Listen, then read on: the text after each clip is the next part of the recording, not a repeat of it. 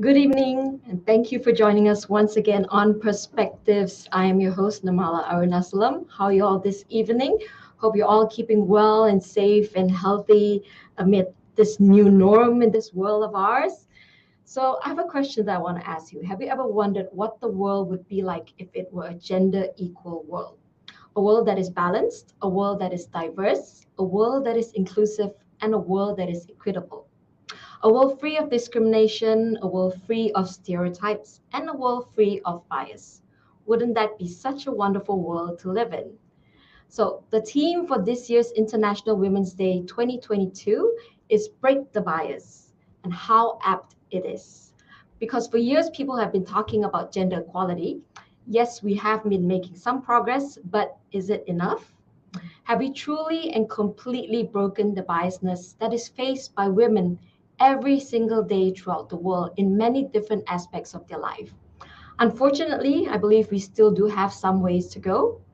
And here with me today to share her perspectives and points of view is Dr. Sandy Chong, President of the United Nations Association of WA. Dr. Sandy is a well known and respected woman who gives a lot of her time for so many projects and events. Thank you so much for being here with us on Perspectives, Dr. Sandy. Pleasure, Nirmala. Lovely to have you here with us. So, before we dive into today's discussion, I actually just wanted to share a couple of quotes that I found to be really inspiring. Um, we all know Malala, and she has a beautiful quote which says, I want every girl to know that her voice can change the world. That is very, very prominent and effective that, we have all girls know that they can speak up and that her voice can be heard. And we also have another quote from, yes, you should never let your fear prevent you from doing what you know is right. Yes, and then the next one. If you don't like the road you're walking, start paving another one. This is said by Dolly Parton. So basically, if you don't like the road that you're traveling on, just find another one and create one that is suitable for you. Emma Watson, girls should never be afraid to be smart. Sometimes girls are always told to play the role, the low role, but why should we? Girls should never ever be afraid to be smart. And I think we have one more.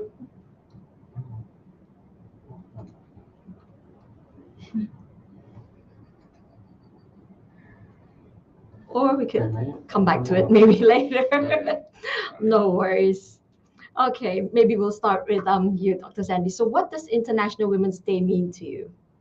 Well, International Women's Day mean a lot to me because I'm women and I believe that women should be recognized for contributing to all the work that we do in our society, the care that we give, the love that we give to our family.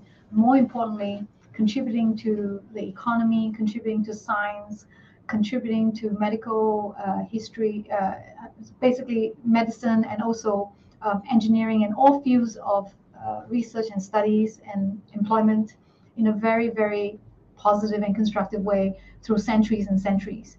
So it is ought to say that we have to make a day to recognize women because if women are recognized on a regular basis, then we wouldn't need to have this day. But yeah, unfortunately, we have to do this until we reach that dream. I really like how you started the talk today by painting this really beautiful picture of equality, and I really hope that it's near.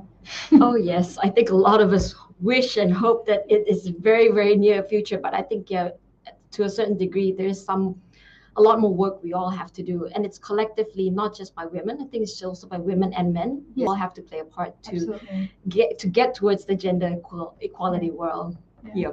And as I mentioned earlier, this year's International Women's Day theme is Break the Bias, Yes. which is a very eminent phrase. Yeah. What are your thoughts on it?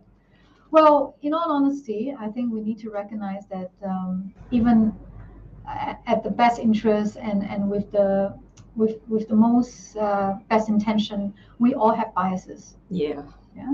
So Unconsciously sometimes. unconscious, Yeah. unconscious biases, and I think if we can overcome that by self-checking ourselves every now and then maybe we would have a lot less issues and problems, and we would just recognize individuals for their contribution in their own right. So there are many studies, including one that was done by Harvard Business School many years ago, where they write this case study about a woman in Silicon Valley who is like a wheeler and a dealer. And what they did was they write the same case study, but they changed the name from a woman's name to a man's name. Mm-hmm. And then they send it up to students and get the students to feedback on what do you think of this individual. What was really interesting to see was when it was a man's name, people would think this guy is fantastic. He's a great salesperson. He's a deal maker. But when the same character has a woman's name, everyone started, painting her in a picture as in she was manipulative. Oh. She was very good at moving behind the rooms. She was unscrupulous, or she was even aggressive. So it was very interesting to watch that. And so I think people need to be very conscious. Very often, even on boards, you see some men given the time and day to say what they want to say. And 10 minutes later, a woman could say exactly the same thing, but it will not be recognized. I think I was once at a talk where Julie Bishop actually mentioned that she spoke at a very high-level intergovernment conference. She came up with a great idea. 5 minutes later, another guy said the same thing, and everyone applauds the guy instead of her. Gosh, So yeah. I guess, again, not trying to look at people through a certain sort of lens, even when we are at our best self, we sometimes can be unconsciously biased. And so it's important to check ourselves before we manifest it into some sort of a discrimination or some behavior that can be demoralizing to the individual. Yeah, that's just a very sad thing. I mean, like you said, the exact same story, but different responses just because if it's a male or female. Yeah. And this unconscious biasness is not just by the males, it's by females as Absolutely, well. absolutely, Yeah. absolutely. I think So we ourselves need to Yeah, be absolutely. very conscious of it yeah, and absolutely. check Some ourselves. older, I would say some older generation became a product of their own history. So they were treated in a certain way by their community, by their society, by even their own mothers, how they should behave and what kind of roles they should take. And so when they grow up to be this mother, and when they have their own daughters and children, they do not know any other model Yeah. other than expecting the daughters to dress in a certain way, to behave in a certain way, and to position herself in a certain way so that she is marriage worthy. So it becomes Instead a of- very vicious, Yeah, it is. continuous cycle and just Yeah. keeps on going Yeah, until it someone is. actually breaks the Yeah. cycle. It's not their fault, Yeah. but it's conscious. I mean, we need to have these dialogues with our parents and even with our siblings sometimes, and say that, look, I appreciate where you're coming from, but this is my path and this is what I aim to do, and I hope I get your support. And I think at the end of the day, if your parents or your friends or your family really love you, they should be able to listen to you and support you, even if it's something very personal to you. So we shouldn't use our biases or our societal expectations and place upon someone else, like how they should behave. So this is not just bad for women, it's also bad for men, to be Yeah. honest. Men consciously tell me that, they tell me that they're under so much stress, so much pressure to provide. And that's just because they were expected to do Yeah. that. So if we don't have such fixed gender roles for both men and women, maybe we would have better marriages, we would have a happier family and community. There'll be more balance to it. Yeah, absolutely. Not so much stress. So one thing you mentioned that was very interesting. Like you said, it's been passed on from generation to generation. So even if we were to actually look at it, even in the traditional roles at home, there's different expectations for boys and girls yeah, of what they absolutely. need to do in their house. Even say, for instance, chores. Yeah. Yeah. So last year we at the UN Association we host a young leadership workshop for girls of disadvantaged background. And what was interesting was some of the girls who came through, some are from migrant background, and obviously some are not from very high income family, and they didn't have access to helpers in the house. And during this whole COVID situation, it's actually extra stress on women and children. Yes. And what was interesting was one of the girls was saying that, look, I have difficulties explaining to my parents that I want to go out there and do sports, join committees, become a lawyer in the future or become a scientist. And we said, why? So, well, because every time when I say I want to go out and do these things, my parents would say, no, you have to stay at home and do these house chores. And this is not a one-off thing. It's a reality and it's a fact. So according to the United Nations, some studies have done, every single year, there's about, uh, uh, for girls between age 5 to 14, they spend more than 160 million hours more than boys in doing house chores. Wow, 160 million more than hours boys. than boys. Wow. Yeah. So that That's- means 160 million hours not used on, say, education, Yeah. doing sports, going out, expanding your network, or expanding your opportunities to for all sorts of learning experience. Yeah. So girls even at that age between 5 to 14 are already deprived of that opportunity, and by the time they graduate from high school, they have to fight again to get into university. And let's not even forget about 62 million girls worldwide do not have access to education, and that's a real concern. So as we all know, the higher education we get, the less likely we will be a subject or a victim of financial abuse, of modern slavery, of all kinds of child marriages. So I would say, we really need to focus on educating people and educating the parents as well, to allow girls to have this education, and more importantly, to give them equal opportunity to go out there. Back to that girl who raised that issue with us, she was saying that she told her mom she really wanted to do this, and her mom said, no, you have to stay home and do these house chores. And then she said, what about my brothers? They could do the house chores if they share the load. Then I don't have to do so much. More balanced. But unfortunately, from where she came from, the boys just don't do house chores. So the boys were going out playing sports and things like that while she was home. So chores. So she had to learn how to negotiate with her parents. Okay. And she said, look, if you want me to be the scientist next time, you've got to give me this opportunity. So I guess, in a tongue-in-cheek manner, I think it's important to teach girls to be assertive at a young age as well. And sometimes it means not allowing people to speak over you, not allowing people to silence you, not allow people to interrupt your thoughts when you're trying to make an argument or be persuasive. I think that's really important. The other issue is very often women tend to think that we need to be nice. So this becomes a problem as well, even at workplace. We're just so keen to appease people.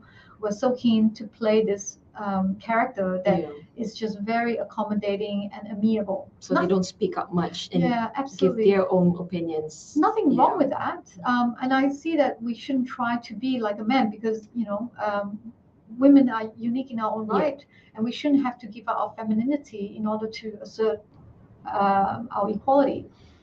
But what we can do is be conscious of not wanting to always have people like us. I mean, no one is ever going to like us entirely, and can't please everyone. You can't please everyone. So I think it's important to tell ourselves, look, when this is a professional setting and I'm trying to assert myself or I'm trying to hold someone accountable, please do so in a professional manner. And if you've done that, then basically, you shouldn't have to worry. And if the person react badly, then it's on him, not on you.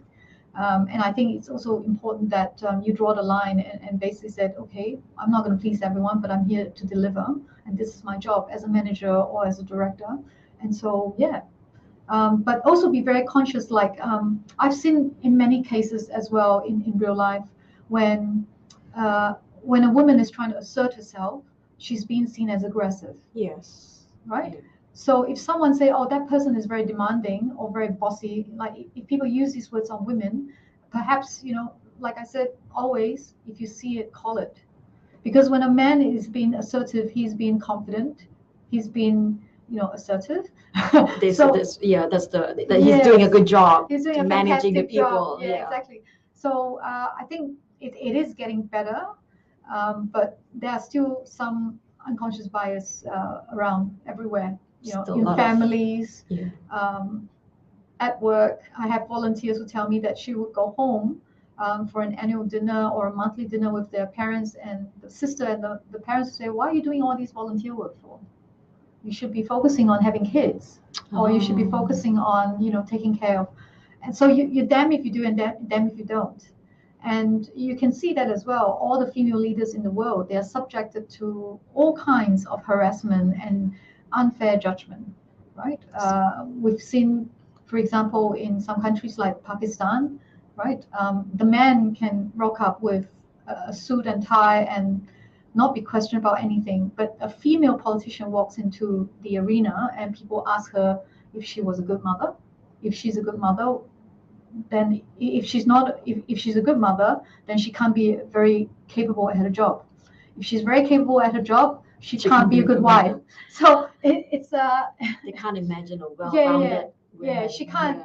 People can't imagine. And I think leaders like Jacinda Ardern demonstrates that it is possible. Yes. And you don't have to be it all. And she's only able to do what she does because she acknowledges the fact that her husband has been extremely supportive of her, and that there are also men nowadays who are not worried and not afraid of taking more domestic sort of roles. Yeah. You know, raising child, caring for children, educating kids, so that their spouses and their wives could go out there and pursue their career and be educated. So would you say for women to really reach that top level like Jacinda, they really need the support of their partner or spouse? Absolutely, absolutely. So the environment, the society, your spouse have to be very supportive of you. I think she herself, you can see, like she has a strong resolute that nothing was going to come in her way in achieving what she wants to achieve for her country. And I think that is really admirable. But yeah, I mean, even for someone like her, you know, there's still also a lot of attacks on her. So the way I see it is like just cut out the noise and focus on what she has done rather than, you know, her color or her gender or her age. That's where it goes back to that discrimination issue of, you know, whether we judge people by their skin, by their age, by their gender, by their religion, sexual orientation, race, or do we judge them by the work that they do and the behavior and also the way they conduct themselves professionally. So people really have to learn to change their mindsets and overlook all these other stereotypes, all these little bits, and actually just see what is being done and the capability and the ability of a person, not all the other things of your age or color, race, and all that, but what the output that they actually put out. Yes. I think so. I think we still have some ways to go in changing everyone's mindset, whether it's the male or the females. That's why it's so important as well. If you're a woman or if you're a young girl, it's really important to find yourself a good mentor. It's really good to also identify a role model in your life. It could be someone like Michelle Obama or Jacinda Ardern or Christina Lagarde. You can basically see that these women are how strong they are. Very strong, and not just that, they didn't lose their femininity. They're very human. They're not trying to be a man. They are fully conscious of themselves, you know, conscientious of what they're doing and what they do for the society. Their thought leadership is truly admirable. And so when you have these role models around you, and I have to say, we are a lot more luckier now because you can see that there are a lot more female role models than say 2 decades, 3 decades ago. So for some people, it is the case of you can't see it, as in you can't be it unless you see it. So the fact that now they can see these people and then they can identify these mentors at school, in school, at workplace is always good. Having said that, it is unfortunate that even in Australia, there are about 22% of ES exports without one single woman on their board. It's still alarming. In fact, I read a stat the other day.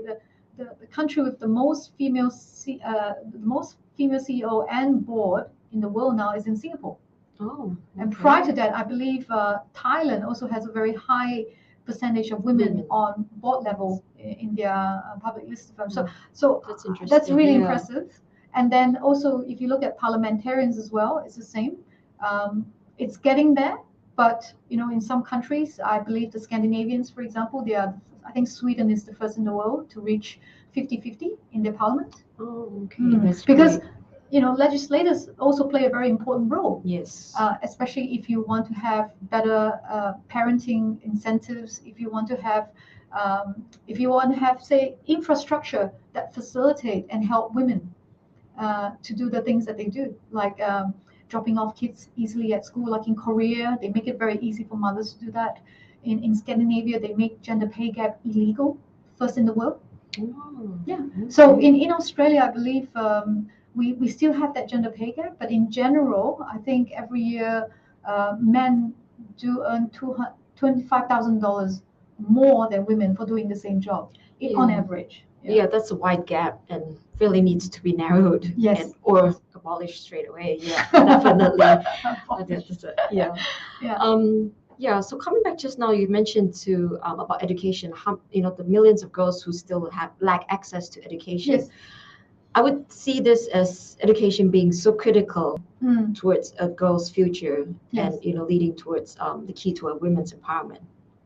What are your thoughts on that? Absolutely. I think if we are educated, you're given a lot more opportunities in your life, in your career, in economic empowerment, in health choices as well, and also financial choices, the ability to not be subjected to abuse. So that's one thing. Number two, once you're more educated, you're also you can then also inspire others. You can open the opportunities to people of less advantaged background. You can actually share that wealth. You can share that knowledge with these people and show them the path. Because a huge amount of these sort of abuse still happening in the world, and unfortunately, a lot of it is in developing country. So a lot of trafficking, a lot of the human trafficking, more than two-thirds of them tends to be women and children, which is a real concern. A lot of domestic abuse, and there was a rise of it because of COVID, and people Yeah. are stuck at home, and women have to also take care of their family if someone falls sick, and when it comes to cutting jobs, women are also the first to lose their job, and it has proven to be the case over the last 2 years. And when it comes to during this pandemic, when you really need healthcare workers, a lot of these healthcare workers who are overworked, underpaid, are also tend to be women. So we are not just vulnerable, but we are also under high risk for all sorts of things: stress, unemployment, and of course financial degradation. So It's we need actually a to huge burden put on women. absolutely, absolutely. So this is why I think it's important to start early, start young, and educate people about their rights, because women's right is also human rights. Yes. Right? Children's rights is a human right too. So if we can educate people at a very young age so that they can hold their government accountable when they go to work, they hold their employer accountable, then less of this sort of abuse would go unhandled. Yeah, at least they would know their rights. And even like what you mentioned earlier about the girl, so through life experience while she's young, she'll be able to better handle herself when she's a matured adult. Yeah. So that would help a lot. So the key to all that education and even just have the normal living through sports and all that what the brothers have, Yeah. that's so important. Yeah. The thing Yeah. about sports is I only just found out, because when I was younger, I was a true tomboy. I took up every sport possible just to get out of the house.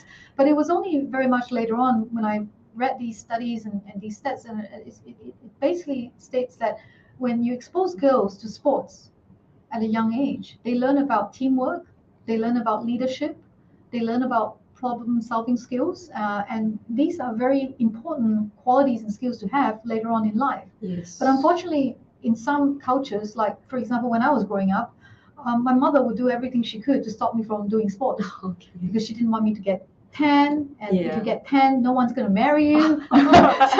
So it's like marrying your daughter is like the That's biggest the most important ultimate thing. goal in Yeah. their life.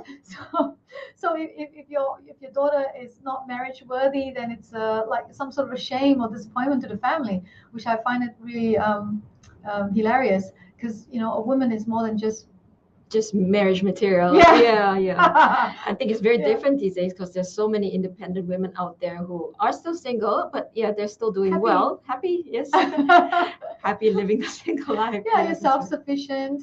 You have a great community and network of friends, and you have a wonderful job. I have a lot of girlfriends. They're quite happy with their pets, and they date. They are also very happy with partners, and their partners come into the picture. They have kids, and only after a couple of years, if things go well, then they get married.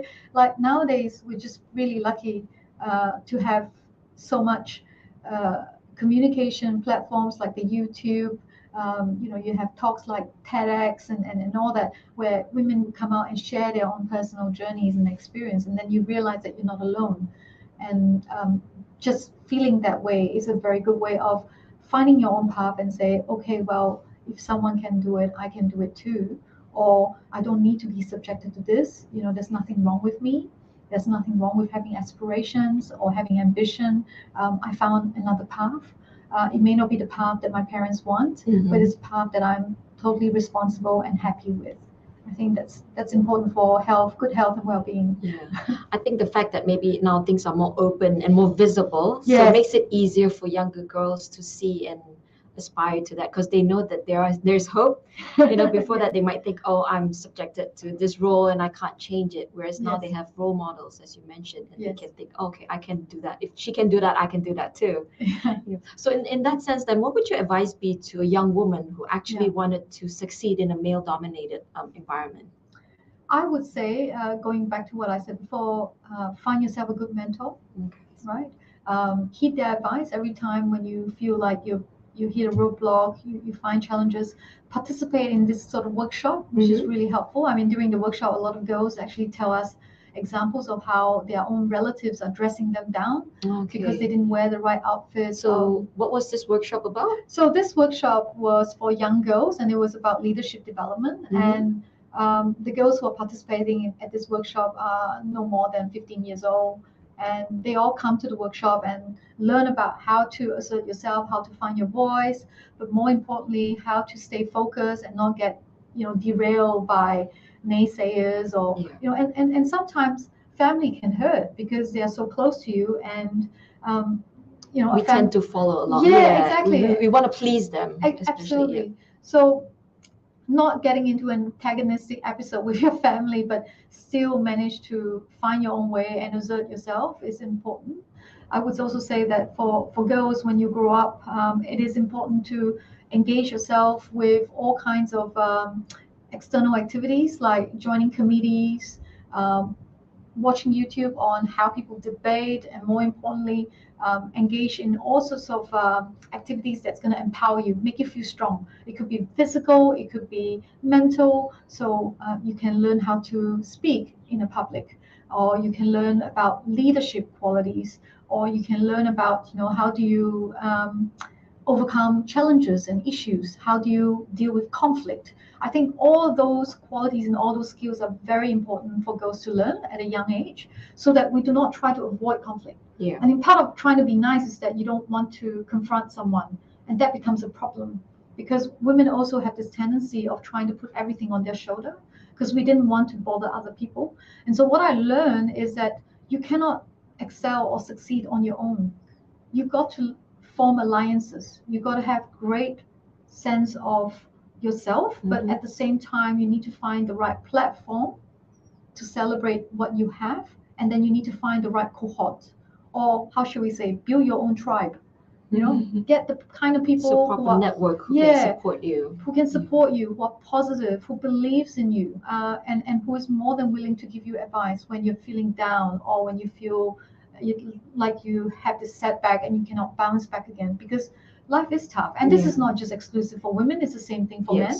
But we need to surround ourselves around people who have the same mindset, basically, who can support us when we really need it. But what I also learned from men, which I think men do really well, is forming alliances. So women tend to take a lot of things on ourselves, but whereas men are very good at basically budding up with someone, partnering up with someone to get to the goal. I think that's something we can learn from men. There's another thing that we can also learn from very confident people is by taking risk. So a lot of women tend to be very shy. Not so much of a risk taker. Yes. I mean, there's nothing wrong with that. That's why women make very good investors long term, which is great. But I think every now and then, if you want something, if you would like to achieve something in your life, you've got to put yourself forward. We have this tendency of waiting for people to notice us, but that's never ever going to happen. And no one's going to promote you unless you promote yourself. And promoting yourself is also a very fine art. Because I think sometimes women tend to think, oh, if they push themselves too much or they want to promote themselves too much, people might see it in a Yeah, different light. yeah, So we kind of exactly. tend to hang Go back. back, I think yeah. I do that too. So But it goes yeah. back to how we perceive ourselves again, right? Again, we are worried of how people look at us. So we need, I think, for women, for a start, we should just care less about how people look at us, because I mean, we need to learn our own yeah, self-worth, absolutely. actually. You need Yeah. to learn to appreciate yourself. You need to be in your element, and you need to be able to um, basically be self-assured. Like it's important that we get feedback from people, but not all feedback are equal. Yeah. Right? And we need to be able to cut out the noise that are destructive, that are insidious, that are manipulative, and we need to basically embrace the ones that are constructive, the ones that really lift us up, and the ones that are positive. So we need to keep affirming that in our head. And then I think this also applies not just to women, but also to Yes. boys and men too. So building our confidence, taking that risk. If you want that promotion, ask for it. No one's going to notice because you are standing in the middle of a crowd and everyone is doing the same thing. So if you want to have that position, go for it. Ask someone. Ask to be introduced. Ask if you could have a meeting with that person, have coffee. And obviously, when you do have coffee and you do meet these people, either mentors or people who open doors for you, respect their time. Yes. Appreciate their work and acknowledge their contribution. I think that is really important. And I think at the end of the day, we really have to work on our self-worth, and this is something that we have to do this on a regular basis. Yeah. I think because there's a tendency we're very afraid to ask for things because we are afraid of the answer going to be no. And that's actually one thing I've learned from the leadership program, because they said, don't be afraid of the answer being no. Yeah. Just ask, because you never know. You know, I mean, and out of most times it will be a positive one. Yeah. And if sometimes you do get the rejection of the no, it doesn't Don't matter. take it personally. Just move on. Yeah, absolutely. Yeah, just keep on asking. Yeah, circumstances might change. Just because a person say no to you today doesn't mean that they won't say yes to you tomorrow.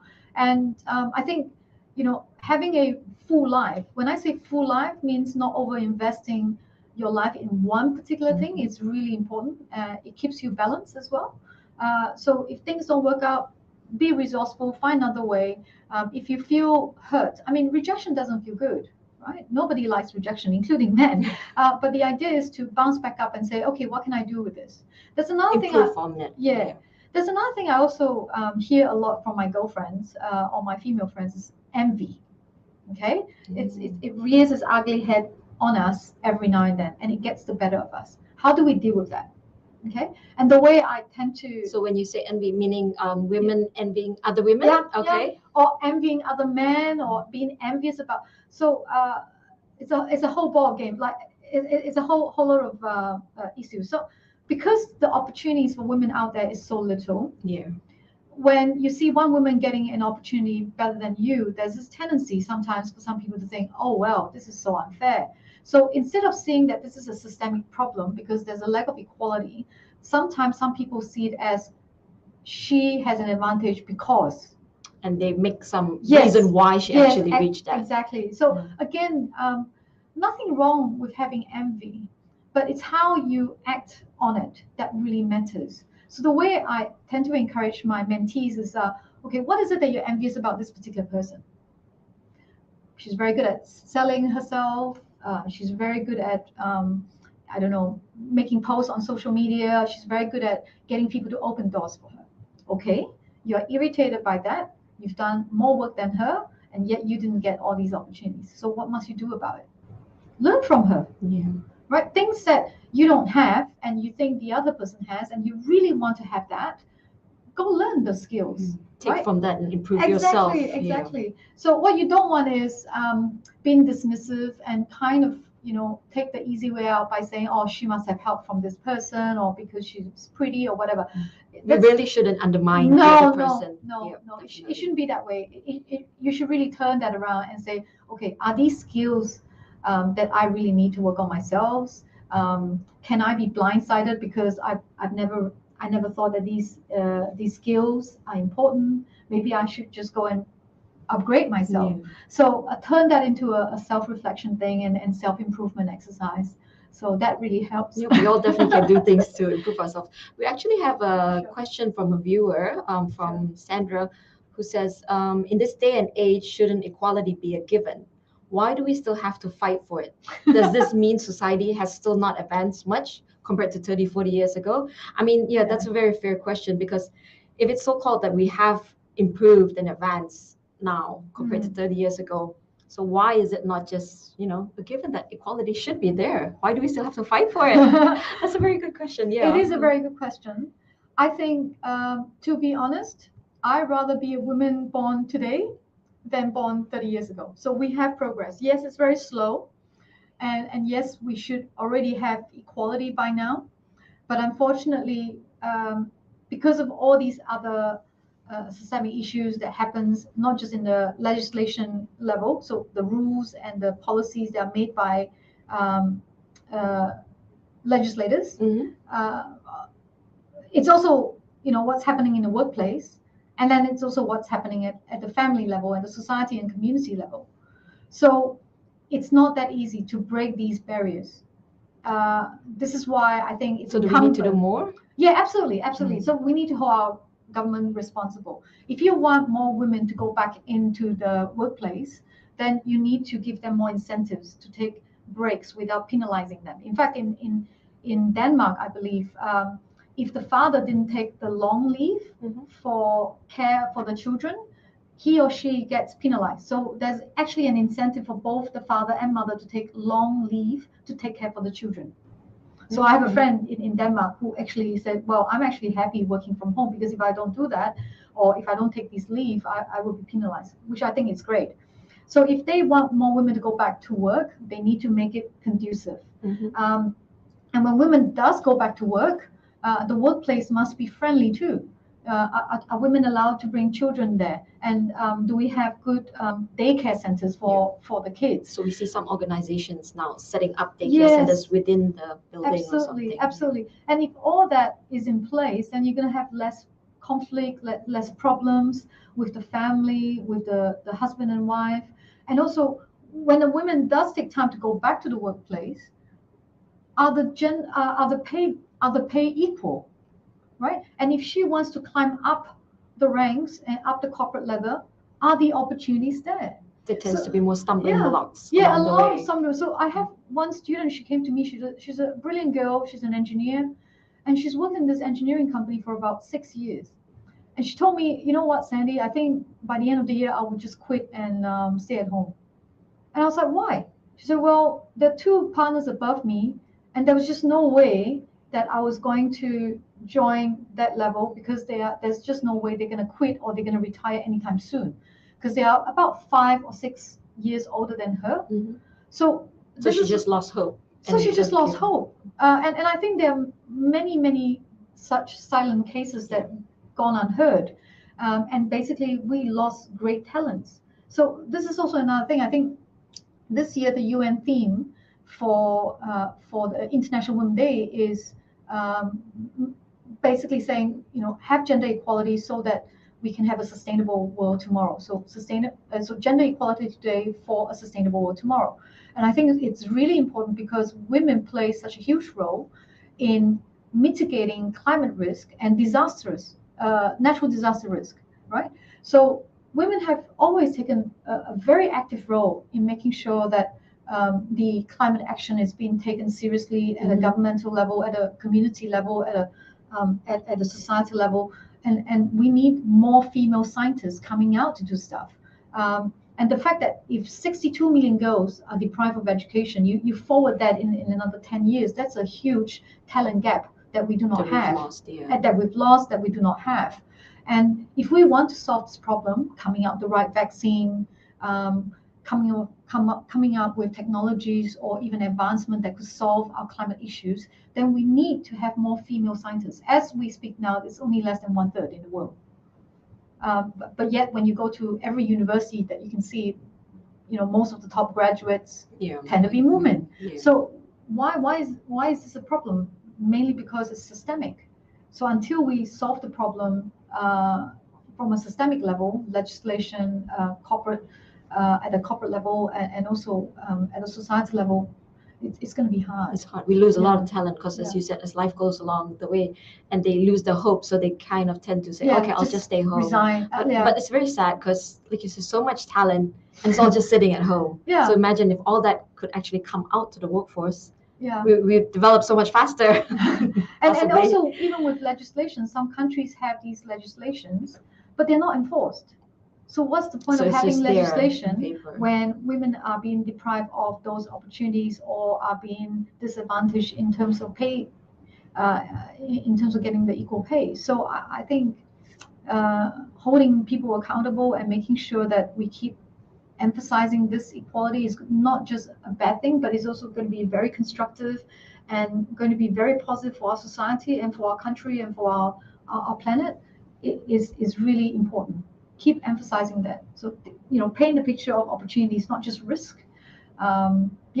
Untapped opportunities. Yeah, losing a lot there. Yeah. Just to touch a little bit on because as we see, there's certain cultural differences between the East and the West. Yes. Yeah, but what, in your opinion, what would be the best traits of each culture? That we can maybe pick out some things about the East and West that to help women become more successful.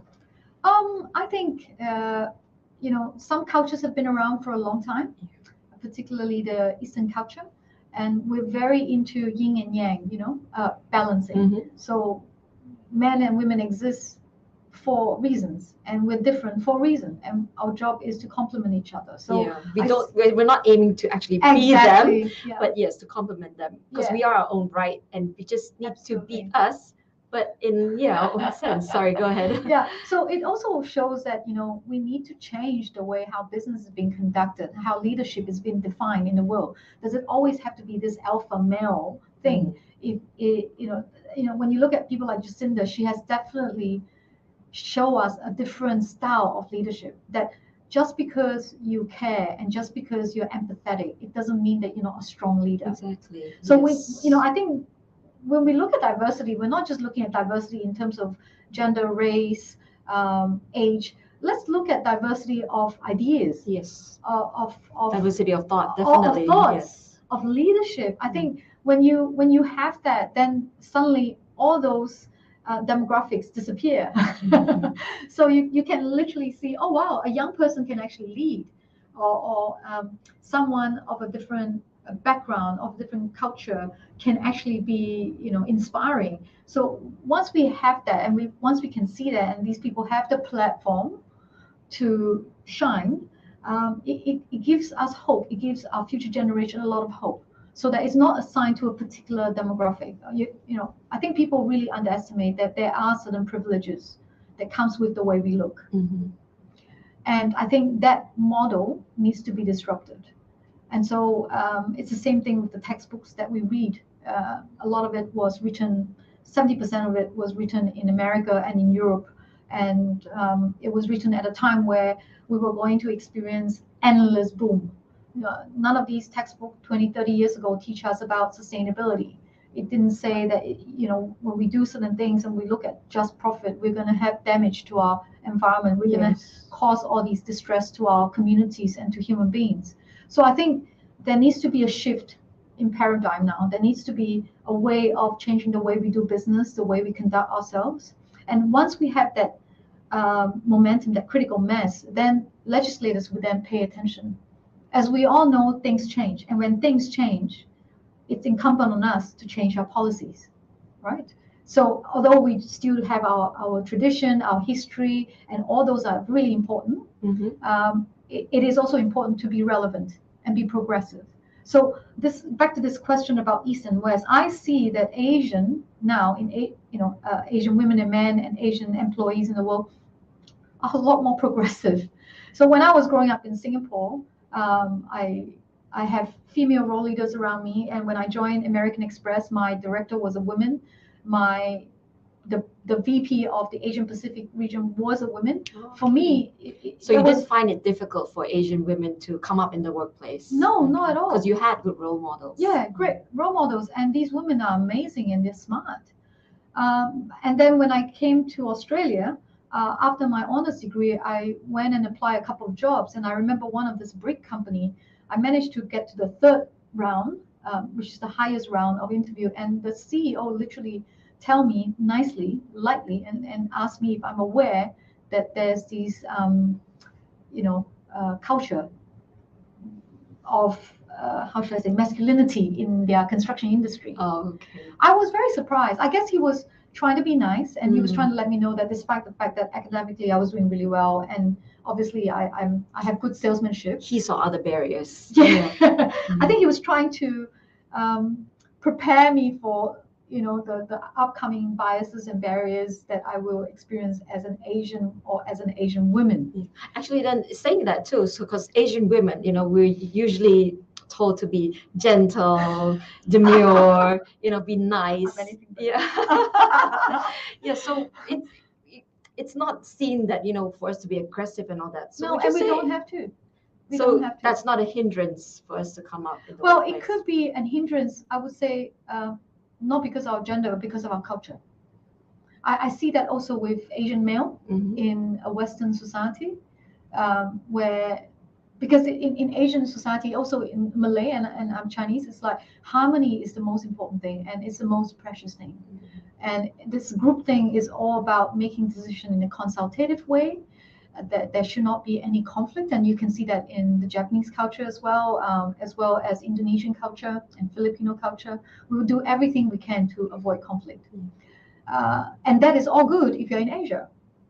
But if you're in a Western society, it's different. Whereas, I think it's mainly because not okay. Let me just make it very clear. I hope I have not made any generalization, and there are exceptions. Mhm. And nothing is right or wrong, it's just different. So in a Western society, it's different. It's about thought leadership. It's about being able to articulate your thoughts. It's about being able to assert your ideals and basically back it up. And it's very much about talking. It's very much about dealing with things in a direct manner. And sometimes if it means you need to have conflict, or if you need to have confrontation, it's being seen as a positive, constructive thing because it gets the best out of people. As All long right? as it can be dealt with in a proper manner. Yeah, absolutely. I totally agree. And so when an Asian person works in a Western society, it might be very confronting to them because in our culture we're not accustomed to asking or confronting someone in a direct manner. We'll probably take the person out for coffee or give the person a call and try to clarify. And so I think it's a cultural thing, definitely. But obviously, if you're an Asian woman, that cultural thing is being compounded by the fact that you have these certain sort of biases, or you have these kind of expectation how Asian women should behave. So it becomes really tough. And I always think we don't have to give up our culture. We don't have to give up our femininity in order to be good leaders. And you can see that nowadays you see more and more Asian women stepping up, taking up leadership role.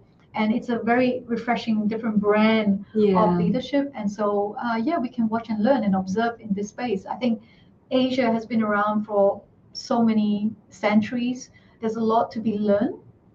And it's good to see the shift and the change Yeah, slowly absolutely. coming about, even though it's slow, but slowly but surely, but it's a good thing. So I just want to know from the UN perspective then, what would UN have specific measures put in place to help women achieve gender equality? Yes, of course. The UN, for example, UN Women, which is an agency out of UN, they basically come up with policies and they raise funds to help eliminate violence for women. And for example, the UN Women here in Australia, there's the International Women's Day breakfast. Annually, they would have amazing leaders or female speakers to come on board, and the funds that were raised from all these interstate events goes to women in Papua New Guinea. It could be as simple as buying the buses for them so that they can commute to work without being raped or being attacked. Other things like looking into policies, working with local governments at an international level to ensure that women are given the access to education and to employment opportunities. I believe UN in Thailand and also in Philippines are working with the local governments to basically encourage employability. Malaysia actually, this is another thing I read. The UN in Malaysia was helping the government to encourage women to be more economically empowered and get into the workplace, and how to actually help them to do so. So they're doing quite a lot. And yeah, just off the top of my head, yeah, those are it's the things really I good can to remember. know. Yeah. Yeah, that those things. And the most important session is called the Commission on Status of Women. So every year that the CSW is being held in the UNHQ in New York, and it's a 2 weeks conference. The first week is basically attended by NGO, civic society, and they will go in there and help develop these policies and basically uh, give recommendations to the government. And in the second half of the week, you see all these legislators, policymakers, female policymakers and men that comes in, and all they do is for the whole week they will look into how do you improve the workplace condition for women, how do you have the right infrastructure for mothers around certain cities, what are the rights that women should have, birth rights, health rights, all sorts of things. So I think do have a look and see if there's anything that pique your interest. I'm more than happy to point you in the right direction. Yeah. Okay. Would you want to briefly just share with our audiences a bit about the United Nations Association here in Western Australia? Sure, of course. So the United Nations Association here in WA is 100% run by volunteers, and we are a grassroots level civil society, and our job and our mandate is to advocate about the UN goals and the mission. And as you can see from the pictures just now, it's full of amazing people, fun-loving, and we're all very passionate individuals. And our goal is to really raise the awareness of the importance of achieving the Sustainable Development Goals in WA.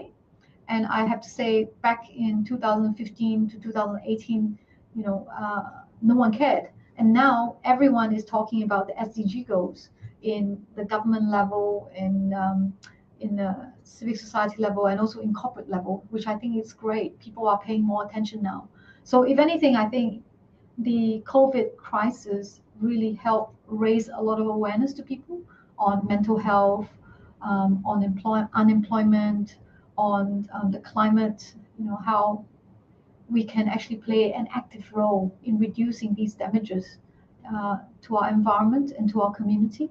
And so I think because of this awareness, there has been a real jump for ESG, the dialogue on ethics, social governance in a lot of the corporations. But the way I see it is ESG is there to help reduce the negative impact, and the SDG is there to help improve the positive impact that companies and its employees and stakeholders can participate in. So it is moving towards something more optimistic, constructive, and positive. And I really look forward to having more people reaching out to us.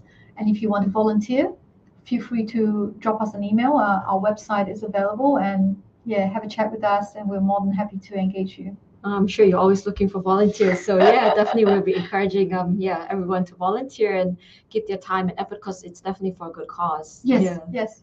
Thank you so much for being with us here today and sharing your thoughts and perspective on such an important topic. We're so happy to have you here with us. Thank you so much for your time. Thank you very much, Nirmala. Yeah, and we hope, with this topic we discussed today, we hope we are definitely on the right road, and we hope to improve on it. We're on it slowly but surely, but hopefully we see a lot more difference in the years to come in terms of equality, because it's really important there that we need this sense of balance. Yes.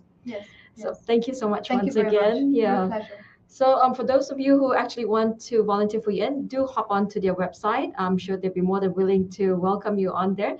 Thank you so much for joining us again here on Perspectives. We'll see you back here again in 2 weeks. And before I leave you, just want to leave you with this positive thought of it. Look for something positive in each day, even if some days you have to look a little harder. I think that's very important. We just have to have that positive mindset in each and every day in everything that we do. So have a good week, have a good weekend ahead, and we'll see you in 2 weeks' time. Thank you. Good night.